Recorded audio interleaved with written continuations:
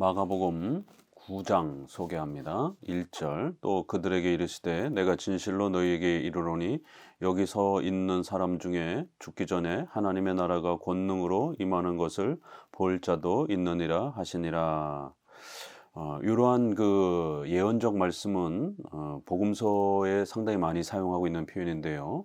이것은 예수님이 이제 십자가에 죽으시고 부활하시고 난 이후에 새롭게 펼쳐질 신약의 이러한 새로운 시대에 대한 또 그러한 중요한 예언으로 또 성경이 사용하는 중요한 표현입니다. 그래서 첫 번째는 그리스도의 부활과 승천에 대한 이러한 아주 놀라운 구원의 역사가 이제 곧 완성될 것이다라고 하는 것. 또 그리고 두 번째로는 승천 이후에 사도행전 2장의 오순절 성령 임하심에 또 이러한 새로운 또 이러한 시대가 너희들에게 임할 것이다라고 하는 이제 이러한 표현으로서 하나님의 나라의 이러한 그 성격을 다양한 형태로 예언해 주는 것입니다. 또 멀리는 세 번째로는 최종적으로 그리스도의 재림과 관련된 또 이제 이러한 표현에 대한 약속으로도 볼 수 있습니다. 그리고 이제 하나 더 볼 수 있는 것은 아주 가깝게 변화산 사건에서 그리스도의 부활에 대한 이러한 모습을 예언하면서 예수님의 새로운 그런 아주 놀라운 또 그러한 구원의 일 중보자로서의 은혜의 역사들을 제자들이 경험하게 될 것이다라고 하는 모두 예수님을 통해서 이루어지는 그 하나님의 나라의 아주 파격적인 그런 구원의 위대한 모습들을 이렇게 예언적 형태로 또 소개할 때 이 표현이 상당히 많이 복음서에 소개되고 있습니다. 2절 엿새 후에 예수께서 베드로와 야고보와 요한을 데리시고 따로 높은 산으로 올라가셨더니 그들 앞에서 변형되사 그 옷이 광채가 나며 세상에서 빨래하는 자가 그렇게 희게 할 수 없을 만큼 매우 휘어졌더라. 이에 엘리야가 모세와 함께 그들에게 나타나 예수와 더불어 말하거늘 베드로가 예수께 고하되 라비여 우리가 여기 있는 것이 좋사오니 우리가 초막셋을 짓되 하나는 주를 위하여 하나는 모세를 위하여 하나는 엘리야를 위하여 하사이다 하니 이는 그들이 몹시 무서워하므로 그가 무슨 말을 할지 알지 못함이더라.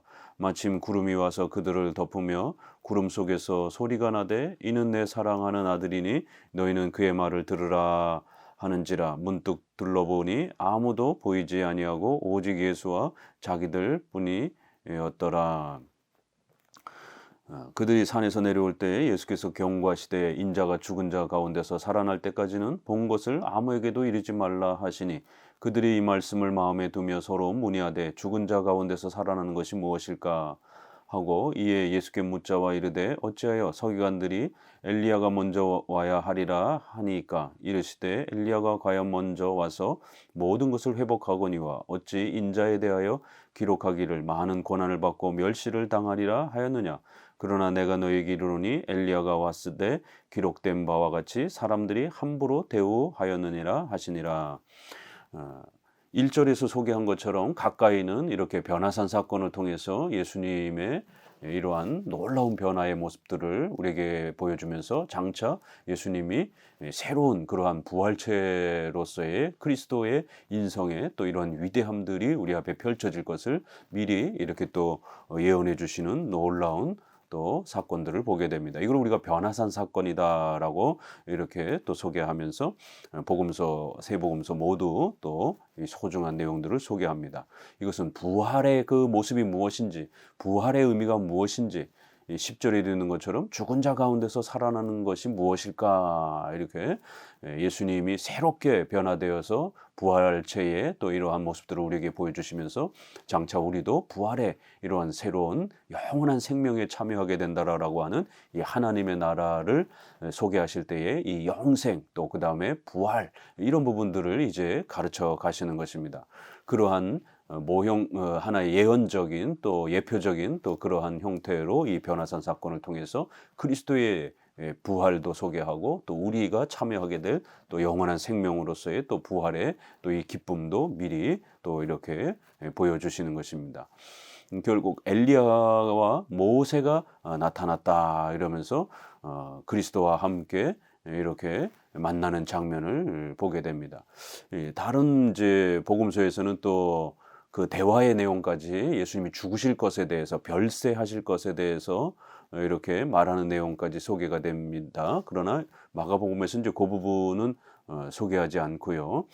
그저 엘리야와 모세와 그리스도가 대화했다라는 장면만 이렇게 소개가 됩니다. 그리고 모세가 이 부활에 대한 이러한 충분한 의미들을 제대로 이해하지 못해서 초막 셋을 짓고 여기서 그냥 머물러 사는 것이 아주 좋은 것처럼 이러한 또 황홀한 체험 속에서 또 더 깊은 의미들을 깨닫지 못하는 이러한 또 베드로의 연약함들을 소개합니다. 결국 하나님의 나라를 육신적이고 물질적인 이런 부분에 이렇게 초점을 맞추는 베드로의 또 부족한 이해들을 봅니다. 그럴 때에 예수님의 이 변화산 사건을 통해서 아주 놀라운 장면이 7절에 있는 것처럼 성부 하나님의 음성이 들리면서 내 사랑하는 아들이니 그의 말을 들어라 라고 하는 삼위일체 하나님의 이러한 놀라운 또 구원의 은혜의 역사들을 우리에게 보여줍니다. 예수님은 단순한 사람이 아니라 바로 성자 하나님의 아들이신 영원한 그러한 또 하나님이신 신성을 가지신 하나님이심을 이렇게 또 증명하시는 그런 아주 놀라운 장면을 또 이 변화산 사건을 통해서 소개합니다. 결국 이 사건 이후에 9절에서 인자가 죽은 자 가운데서 살아날 때까지 이러면서 이 소중한 장면을 잘 간직해둬라 라고 이렇게 소개를 합니다. 죽은 자 가운데서 살아난다, 이렇게 부활에 대한 아주 중요한 우리 기독교의 의미가 무엇인지를 예수님은 이 변화산 사건을 통해서 가르치고 싶어 했다라는 것입니다. 그리고 또 이러한 예언들은 이미 벌써 말라기서에 이미 장차 엘리야가 와서 그리스도의 이러한 그 사역들을 준비할 것이다라고 하는 예언으로 소개가 되었고, 이제 제자들은 바로 그 부분에 대해서 질문을 던집니다. 그러면 과연 오늘날 엘리야가 이 땅에 다시 온 것입니까? 그럼 과거에 구약에 죽었던 그 엘리야가 다시 온다라는 게 무슨 말입니까? 이제 이러한 질문들을 통해서 말라기에서 예고되어 있는 장차 오실 메시아에 대한 이러한 부분들을 좀 더 한 걸음 더 깊이 질문에 들어갑니다. 그러자 예수님은 엘리야가 실제로 다시 태어난다 그런 의미가 아니라 엘리야와 같이 그렇게 구약에 이스라엘 백성들의 그 신앙이 다 무너져갈 때에 결국 엘리야는 신앙을 전폭적으로 개혁하고 회복한 가장 중요한 인물로 구약에 소개가 됩니다. 모세는 율법을 전달한 그러한 선지자로 소개가 되고, 엘리야는 그 율법이 다 붕괴되었을 때 율법을 다시 회복한 구약의 대표적인 선지자로 소개가 됩니다. 그래서 변화산 사건에서도 엘리야하고 모세 두 선지자가 대표적으로 소개가 되는 겁니다. 그러니까 죽은 그 엘리야가 실제로 그대로 살아서 다시 온다 이런 뜻의 말라기 예언이 아니라 엘리야와 같은 그러한 선지자로서의 가장 놀라운 또 그러한 사역을 감당할, 특별히 이제 그리스도가 오시는 그러한 때가 임박했다라고 하는 걸 알리는, 그리하여 구약의 이런 모든 율법을 회복하듯이 이제 신약의 그리스도를 또 임박하게 오시는 또 그리스도의 그 임박성을 알리는 그런 중요한 역할로서의 구약의 신앙을 유지시켜 주었던 엘리야처럼 또 그러한 선지자가 곧 올 것이다 라는 그러한 바로 메시아가 오실 것을 예고하는 위대한 또 그러한 선지자의 사역이 있을 것이다 라는 이런 의미로서 말라기가 소개된 것이다 라고 예수님은 소개하면서 결국 엘리야가 이미 왔다라고 이렇게 소개합니다. 바로 세례 요한이 그와 같은 사역을 했기 때문에 세례 요한이 바로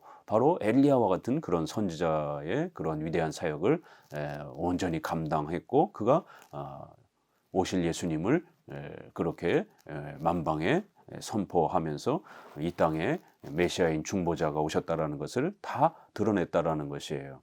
그렇지만 사람들은 불신앙 가운데 빠져서 메시아도 몰라보고 또 그 세례 요한의 위대한 선지자의 사역도 몰라보고 그렇게 외면하는 이러한 또 죄를 지었다라고 책망을 합니다. 자, 그리고는 이제 14절부터서는 마가복음은 항상 어두운 면이 이렇게 소개가 되면 바로 이어서 또 구원의 혜택을 누리는 이러한 빛 빛과 같은 그러한 또 좋은 내용들이 대조를 이루면서 끊임없이 어둠과 빛이 계속 대조를 이루면서 신앙과 불신앙을 이렇게 대조해 가면서 그 긴박함과 또 생동감을 훨씬 더 많이 강조하는 방식으로 본문을 소개합니다. 이제 귀신 들린 아이를 고치는 또 이러한 장면을 구원받는 장면을 소개합니다. 14절에는 이에 그들이 제자들에게 와서 보니 큰 무리가 그들을 둘러싸고 서기관들이 그들과 더불어 변론하고 있더라. 온 무리가 곧 예수를 보고 매우 놀라며 달려와 문안하거늘 예수께서 물으시되 너희가 무엇을 그들과 변론하느냐. 무리 중에 하나가 대답하되 선생님 말 못하게 귀신 들린 내 아들을 선생님께 데려왔나이다. 귀신이 어디서든지 그를 잡으면 거꾸러져 거품을 흘리며 이를 갈며 그리고 파리해지는지라. 내가 선생님의 제자들에게 내쫓아 달라고 하였으나 그들이 능히 하지 못하더이다. 대답하여 이르시되 믿음이 없는 세대여 내가 얼마나 너희와 함께 있으며 얼마나 너희와 너희에게 참으리요. 그를 내게로 데려오라 하시매 이에 데리고 오니 귀신이 예수를 보고 곧 그 아이로 심히 경련을 일으키게 하는지라. 그가 땅에 엎드려져 구르며 거품을 흘리더라. 예수께서 그 아버지에게 물으시되 언제부터 이렇게 되었느냐 하시니 이르되 어릴 때부터니이다. 귀신이 그를 죽이려고 불가물에 자주 던졌나이다. 그러나 무엇을 하실 수 있거든 우리를 불쌍히 여기사 도와주옵소서. 예수께서 이르시되 할 수 있거든 무슨 말이냐. 믿는 자에게는 능히 하지 못할 일이 없느니라 하시니 곧 그 아이의 아버지가 소리를 질러 이르되 내가 믿나이다. 나의 믿음 없는 것을 도와주소서 하더라. 예수께서 무리가 달려와 모이는 것을 보시고 그 더러운 귀신을 꾸짖어 이르시되 말 못하고 못 듣는 귀신아 내가 내게 명하노니 그 아이에게서 나오고 다시 들어가지 말라 하시매 귀신이 소리 지르며 아이로 심히 경련을 일으키게 하고 나가니 그 아이가 죽은 것 같이 되어 많은 사람이 말하기를 죽었다 하나 예수께서 그 손을 잡아 일으키시니 이에 일어서니라. 집에 들어가심에 제자들이 조용히 묻자오되 우리는 어찌하여 능히 그 귀신을 쫓아내지 못하였나이까. 이르시되 기도에는 다른 것으로는 이런 종류가 나갈 수 없느니라 하시니라. 산에서 내려오시자 이제 제자들이 아주 큰 낭패에 처해서 이렇게 논쟁을 하고 있는 그 장면을 보게 됩니다. 그것은 바로 귀신 들린 아이를 제자들에게 데려왔는데 제자들이 그것을 해결하지 못하는 귀신을 내쫓지 못하고 쩔쩔매는 이제 이러한 장면을 직면한 것입니다. 그러면서 예수님은 바로 우리 신자들에게 믿음이 얼마나 중요한 것인지 또 믿음을 가지고 하나님 앞에 간절히 기도할 때에 하나님께서 얼마나 놀라운 은혜로 또 우리에게 능력을 베풀어 주시고 우리를 돌봐주시는지에 대한 또 하나의 새로운 사건을 소개를 해줍니다. 서기관들이 그들과 더불어 변론하더라 그러면서 마가복음은 서기관까지 소개를 하고 또 마가복음은 매우 놀라며 이러면서 이러한 생동감 있는 표현도 마가복음에는 또 새롭게 추가가 되면서 아주 더욱 더 활력 있는 그러한 표현들을 많이 사용합니다. 16절에 물으시되 너희가 무엇을 그들과 변론하느냐라고 이렇게 물을 때 여기에서도 마가복음의 또 특징이 드러납니다. 18절부터 마가복음에서는 우리가 죄 사함 받는 이런 부분들도 중요하지만 더 나아가서 또 우리의 육체와 영혼이 이러한 귀신 들림으로부터 사탄의 속박과 지배로부터 또 온갖 비참한 질병과 인생의 고통으로부터 이렇게 회복되어 하나님의 도우심을 받는 이러한 전인적인 그런 구원에 대한 회복에 대한 이런 부분까지 포함해서 구원의 그런 혜택으로 소개하는 것이 큰 특징이라고 말씀을 드렸습니다. 그래서 사탄의 종노릇하고 그렇게 속박되어 지배받는 그러한 비참한 인생들을 사탄을 하나님께서 예수님께서 그렇게 막으시고 사탄을 또 깨뜨리시고 사탄을 물리치고 귀신을 내쫓아서 그 비참한 지배에서부터 우리를 자유케 해주시는 이런 형태로 또 구원의 이러한 또 위대함을 소개하는 겁니다. 사탄과 악한 영들은 인간을 지배하고 인간을 비참함 가운데로 끌고 가기 위해서 온갖 고통과 아픔을 그렇게 또 주고 있다라고 말합니다. 이게 귀신의 또 사탄의 실체인 것입니다. 18절에 귀신이 어디서든지 그를 잡으며 거꾸러뜨리고 거품을 흘리고 이를 갈며 그리고 파리해지게 그렇게 병이 들어서 쇠약해지게 그렇게 이 아이를 고통스럽게 하는 모습을 소개합니다. 이렇게 사탄과 악한 영의 지배를 받으며 인생은 아주 비참한, 하나님이 없는 인생들은 이렇게 사탄의 지배를 받으면서 온갖 고통과 질병과 또 이러한 참혹한 또 이러한 지배의 고통들을 겪게 되는 것을 이렇게 소개를 합니다. 이 20절에도 쫓아내는 그 장면 속에서도 그 아이로 심히 경련을 일으키게 하는지라 그가 땅에 엎드러지고 구르며 거품을 흘리더라 이러면서 아주 사탄과 악한 영들은 사람을 죽이려고, 사람에게 고통을 더 가하려고 이렇게 엄청난 그런 고통을 가하는 걸 보게 됩니다. 어려서부터 22절도 보니까 그렇게 귀신이 그를 죽이려고 불과 물에 자주 던졌다 이러면서 그 아이가 한평생 동안 얼마나 많은 그 사탄과 악한 영들의 공격과 그 지배 아래에서 고통을 당했는지, 사탄은 이렇게 사람을 하나님으로부터 떨어뜨리고 하나님으로부터 차단시키고 그리고 비참한 인생으로 고통 속에 살도록 사탄의 이러한 비참한 악한 이러한 공격과 그 타격들이 아주 마가복음에서는 이렇게 생동감 있게 아주 실제적인 그러한 그 모습으로서 자세히 표현하면서 하나님 없이, 하나님의 도움 없이 예수님과 연합하지 않는 그러한 불신앙 가운데 살아가는 이런 인생들은 하나님 앞에 버림받은 인생이고 원죄와 전적 부패하여 사탄의 지배의 종로로 타면서 인생의 그 모든 고통들을 받으며 살아가는 그런 비참한 존재라는 것을, 인간의 전적 부패를 이렇게 아주 생동감 있게 표현한 것입니다.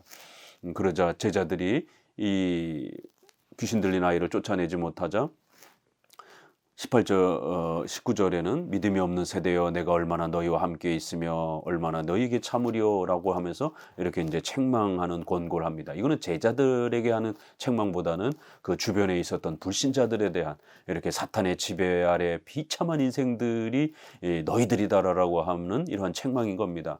그래서 예수님을 영접하지 않았을 때, 믿음이 없었을 때 이렇게 믿음이 없는 세대여 얼마나 너희가 비참하고 너희가 얼마나 불쌍하고 그렇게 참혹한 존재인지, 사탄의 종로를 타며 지배받는 것이 얼마나 비참한 것인지를 깨달으라는 것이에요.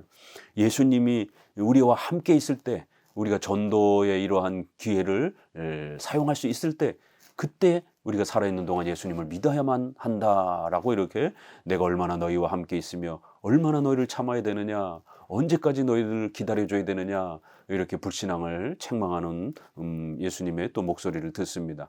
제자들에 대한 권면은 이제 29절에 이렇게 너희가 믿음이 연약해서 그런 것이다 라고 더 많이 기도하고 더 믿음을 강하게 훈련해 가야 된다라고 이렇게 권면하는 거고, 여기 19절에서는 불신앙 자체를, 믿음이 없는 불신앙자들을 향한 강한 그런 권면으로서 사탄의 지배를 받고 있는 너희 인생이 얼마나 가련하고 불쌍한 것인지 깨달으라라고 이렇게 책망을 합니다.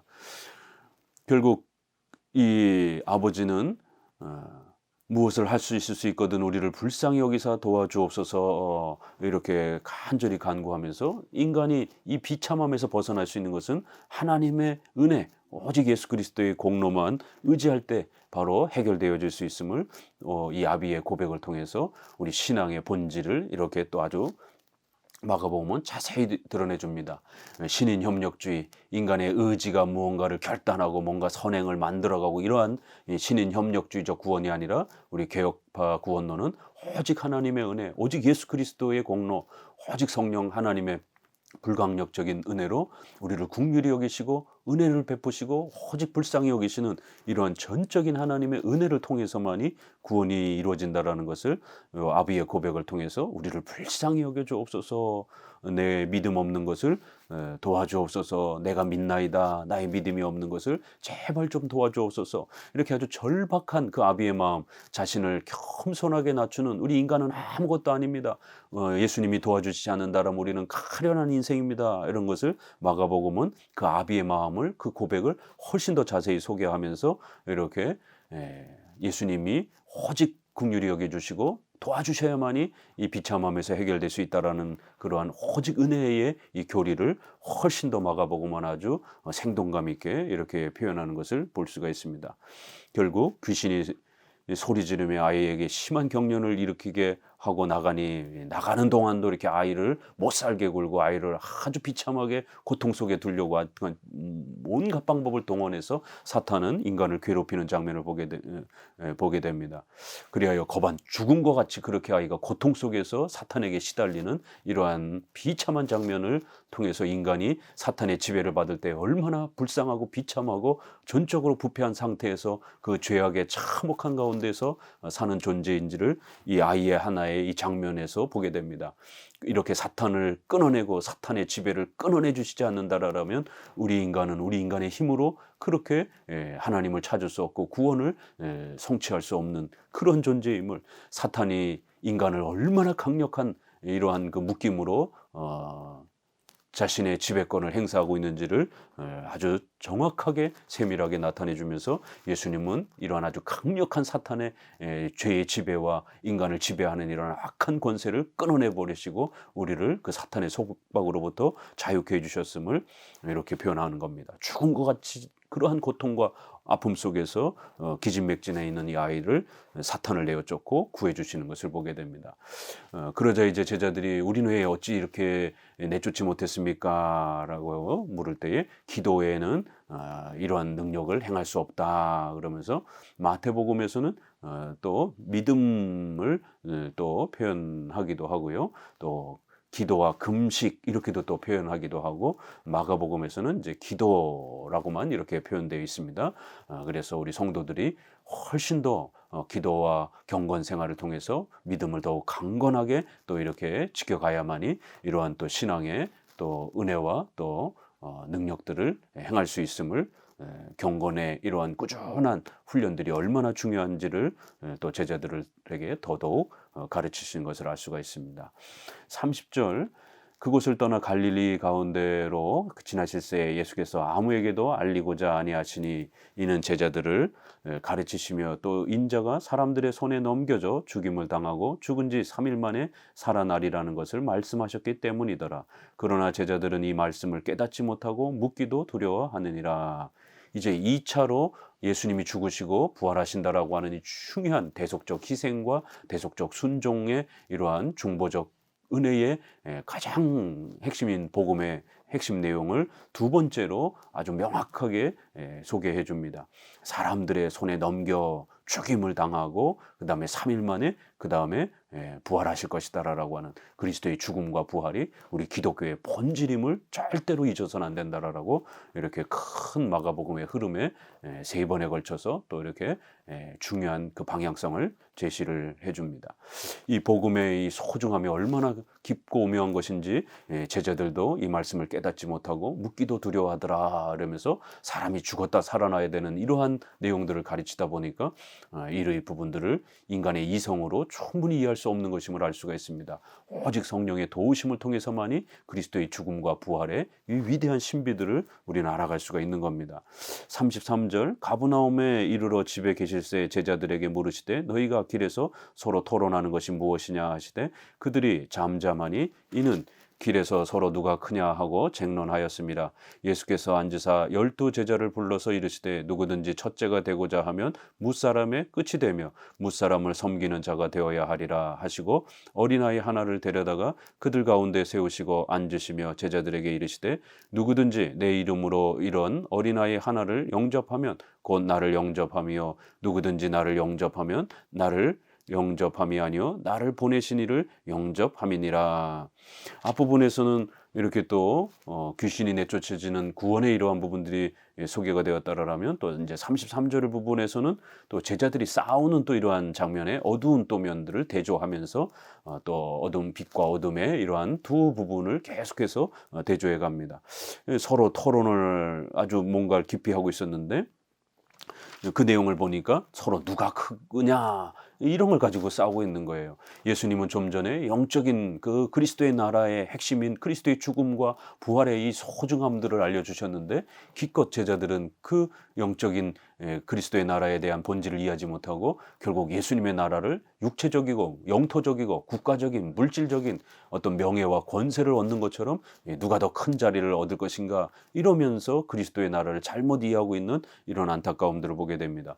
결국 복음서에서는 3번에 걸쳐서 이러한 제자들의 다툼과 싸움의 논쟁이 3번에 걸쳐 소개가 되고, 사도행전에 또 오순절 역사가 있기 전 바로 또 한 번 누가 크냐를 가지고 또 논쟁하면서 4번에 걸쳐서 이렇게 지속적으로 제자들이 누가 더 큰 자리를 차지할 것인가를 가지고 다투고 싸우는 것을 보게 됩니다.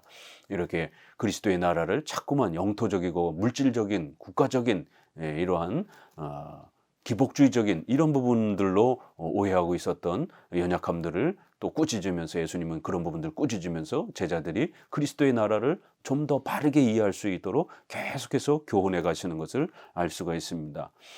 누구든지 이런 어린아이를 영접하면 곧 나를 영접하며, 이러면서 어린아이를 이렇게 샘플로 이렇게 세워서 어린아이의 여러 특징이 있겠지만 특별히 어린아이는 그런 어떤 권세와 어떤 다툼이라든가 이런 힘을 갖고 있지 못한 연약한 존재지 않습니까? 그렇기 때문에 어린아이를 예를 들어서 그렇게 낮아지고 겸손한 그러한 신자로서의 이 모습을 우리에게 소개하는 겁니다. 36절에도 무사람의 끝이 되며 무사람을 섬기는 자가 되어야 된다.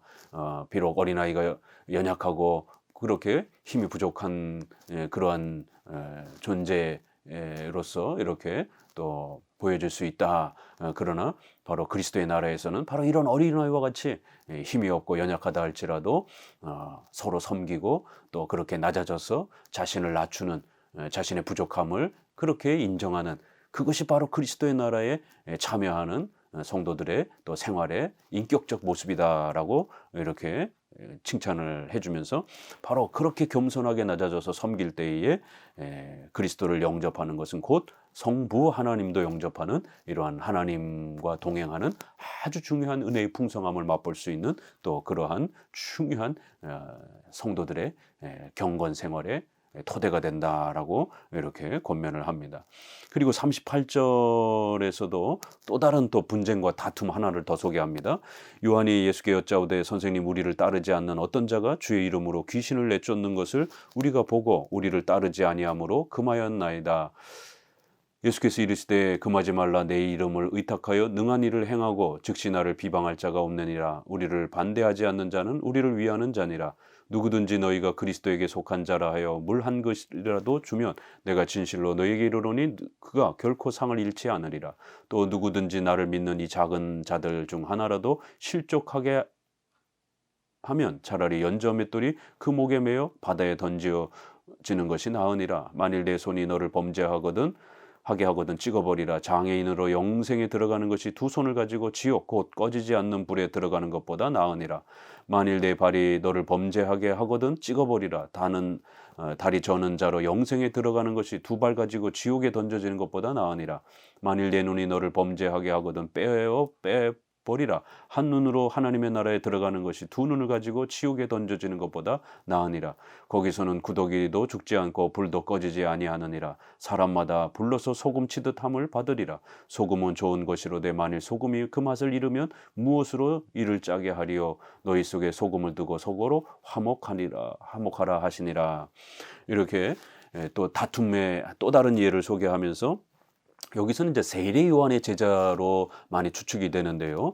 예수님을 따르는 제자들이 예수님을 직접적으로 따르지 않는 어떤 분파 사람들을 보면서 또 그들이 주의 이름으로 이렇게 귀신을 내쫓고 또 이렇게 능력을 행하는 것을 보면서 약간의 이제 그러한 계파적인 또 분파적인 그러한 갈등과 우월감에 이러한 부분들에 있어서 또 시기심이 난 것이죠. 그래서 예수님을 직접 따르지도 않으면서 예수님의 이름으로 그런 능력 행하는 것을 바라보면서 결국 그들을 책망하면서 그렇게 너희들은 왜 우리 예수님을 따르지도 않으면서 예수님의 이름을 함부로 사용하느냐라면서 이렇게 책망하고 또 등을 돌리는 이제 이러한 장면이 일어난 것입니다.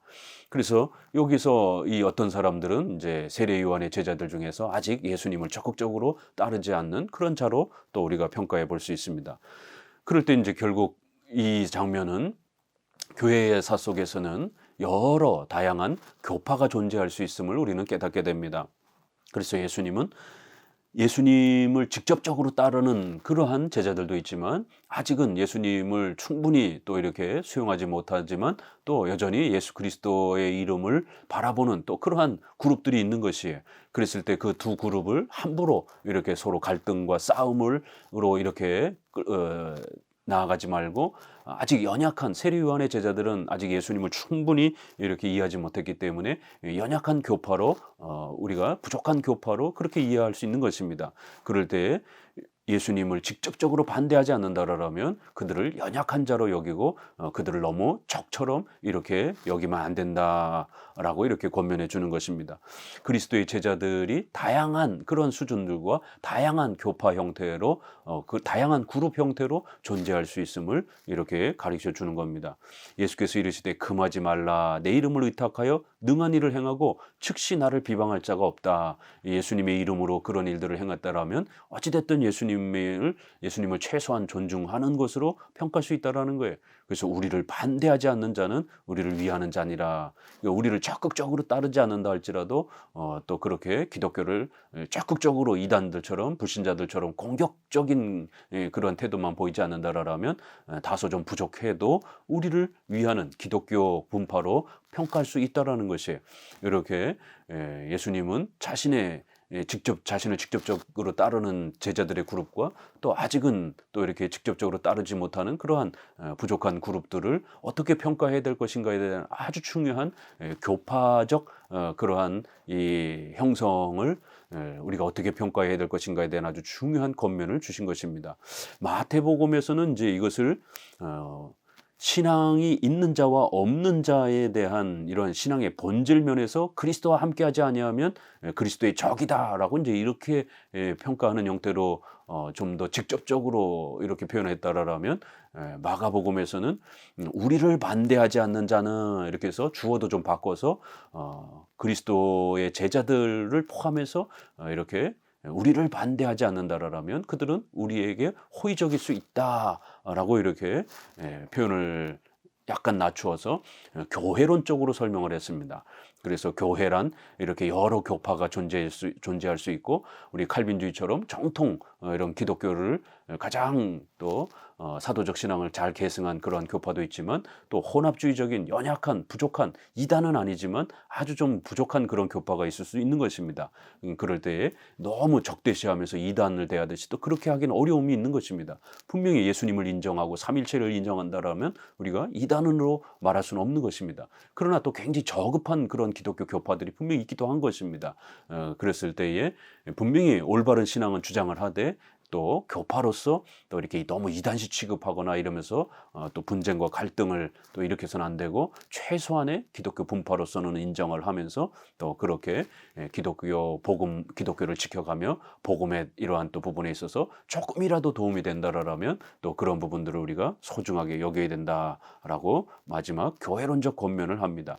특별히 그리스도에 속한 자라 하여 물 한 그릇이라도 이렇게 섬기면서 그리스도를 섬기고 교회를 섬기고 이렇게 조그만한 그런 헌신이라도 조그만한 그런 희생이라도 그리스도를 위해서 교회를 위해서 봉사한다라면 그러한 상들은 결코 상을 잃지 않을 것이다라는 겁니다. 그래서 아주 전심으로 또 이렇게 헌신하는 사람도 있지만 물 한 그릇 정도 조금 이렇게 또 헌신하는 사람들이 있을 수 있고 그런 다양성에 대한 존중을 열어두라는 것입니다. 또 교회의 성도들 중에 실족하게 하게 된다면 이 작은 자들 중에 하나를 실족하게 한다라면 그 범죄자에게 돌을 매달고 바다에 빠뜨려 죽이라고 하는 이러한 익사시키는 이러한 무서운 형벌을 명하면서 이렇게 교회의 성도들 한 사람 한 사람이 시험에 들지 않도록 비록 믿음이 연약하고 부족한 연약한 성도라 할지라도 시험에 들지 않도록 소중하게 이렇게 잘 보호하라는 것입니다. 그리고는 이제 마지막 43절부터는 다시 한번 이렇게 신앙의 본질적 또 그런 내용으로 돌아와서 우리가 혹시라도 범죄하는 이런 부분들을 늘 조심해야 되고, 그래서 혹시라도 우리 손이 범죄한다라면 손을 찍어내고, 발이 범죄한다면 발을 찍어내고, 비록 장애를 갖는다 할지라도 예수님을 영접하면서 그렇게 영생으로 나아가는 것이 훨씬 더 중요하지, 몸은 건강한데 마음으로 죄를 짓고 예수님을 영접하지 않는다라면 지옥이라고 하는 영원히 꺼지지 않는 불이 고통 속에서 우리를 가하는 그런 무서운 지옥의 이러한 또 고통에 빠지는 것이 훨씬 더 무서운 것이다라는 거예요. 결국 이거는 하나의 과장법적인 거, 비유법적인 것이죠. 손발을 정말로 칼로 찍어내라는 것이 아니라 그만큼 죄와 싸워가야 된다라는 것입니다. 끊임없이 성도들은 죄와 싸워가야 되고, 또 불신자들은 신앙으로 돌아서야 되는 그러한 또 죄와의 그러한 큰 결단이 있어야 되는 이러한 부분들을 동시적으로 연결해서 소개하는 것입니다. 앞부분에서 이렇게 다투고 싸우고 이런 부분들에 대한 또 경고이면서도 또 불신자들에게 대한 더 엄중한, 이렇게 예수님을 영접하지 아니하면 지옥에 떨어진다라고 하는 또 이러한 무서운 경고. 그 지옥은 구더기가 죽지도 않고 불도 꺼지지 않는다라고 하는 이런 부분들은 아주 마가복음에서 좀 더 아주 풍성한 또 이러한 표현들이 쏟아져 나오고, 지옥의 이러한 아주 실제적 비유들을, 그 비참한 무서운 고통들을 또 이렇게 강하게 소개하면서 속히 예수님을 영접해야만이 이런 고통에서 벗어날 수 있다라고 권면을 합니다. 마지막에는 사람마다 불러서 소금치듯 할 것이다 그러면서 소금에다가 이렇게 또 복음을 비유하면서 결국 소금이 썩어가는 것을 막아주는 것처럼 결국 복음만이 이러한 또 무서운 그러한 지옥의 형벌로부터 우리를 구원해 줄 수 있는 것이다 라고 이렇게 마무리를 하며, 또 성도들에게는 소금을 들고 서로 화목하라, 앞부분에서 싸우는 그런 장면을 이야기했기 때문에 성도들이 싸우지 말고 복음으로 서로 화목하라는 것이에요. 우리가 예수 그리스도로 말미암아 우리가 하나된 바로 그리스도의 신부, 가족이라는 걸 꼭 명심하고 예수님의 은혜를 생각하고 서로 싸우지 말라라는 겁니다. 복음을 두고 소금을 두고 서로 화목하라 이러면서 마가복음은 또 몇 가지 복음에 대한 또 성도들의 교회론적인 또 성화와 관련된 또 이런 몇 가지 교훈들을 우리에게 가르치고 있습니다. 감사합니다.